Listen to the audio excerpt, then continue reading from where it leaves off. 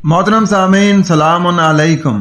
नाजरीन, कुरान बताता है कि अंबिया की तालीमात की राह में हमेशा रुकावट डालने के लिए आबाओ अजदाद के नजरियात, रस्म और रवाज थे। नाजरीन, आयत मुलाजा फरमाएं, और जब उनको कहा जाता है कि इसकी इत्तबा करो जो अल्लाह ने नाजिल किया है, तो कहते हैं कि बल्कि हम इत्तबा करेंगे उसकी जिस पर हमने अपने बड़ों को पाया है, अगरचे उनके बड़े ना अकड़ रखते थे और ना सीधी राह पाते थे। 2/170। नाजरीन, कुरान की रोशन आयत आपके सामने है कि बाप दादा की फेम और फरासत वही की तालीम के मुकाबले में सिफर है।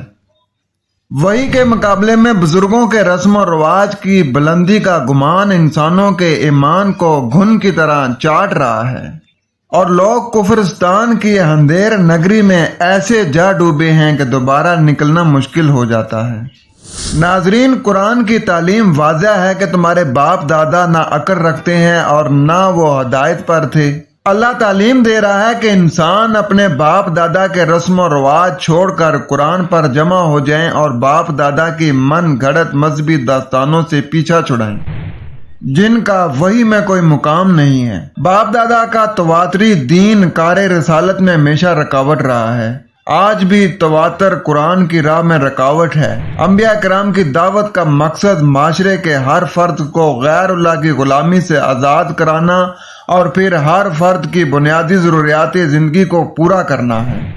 नाजरीन, वडेरों, जागीरदारों, पीरों और मजहबी पेशवाओं को ये हरगिज पसंद नहीं कि उनके मरीद उनकी गुलामी से निकल जाएं और इल्म वही से बहरामंद होकर उनकी गुलामी का तौक उतार दें, और हमारी बड़ाइयां, सरदारियां, चौधराटें पानी का बुलबुला बनकर रह जाएं और ऐशो इशरत के सब दरवाजे बंद हो जाएं और हमारा अवाम में इम्तियाजी निशान बाकी न रहे। बहरहाल, जब भी नबी आए, इस किस्म के लोगों ने अल्लाह की राह में रुकावट पैदा की है। लिहाजा ऐसे लोगों से बचें और अपनी सिमत कुरान की तरफ मोड़ लें, क्योंकि कुरान ज़ाब्ता हयात है। कुरान में जिंदगी गुजारने के तरीके हैं। नाजरीन, जिस अमल का कुरान में जिक्र नहीं, हमें उस अमल की फिक्र नहीं। अपना ख्याल रखें। वस्सलाम।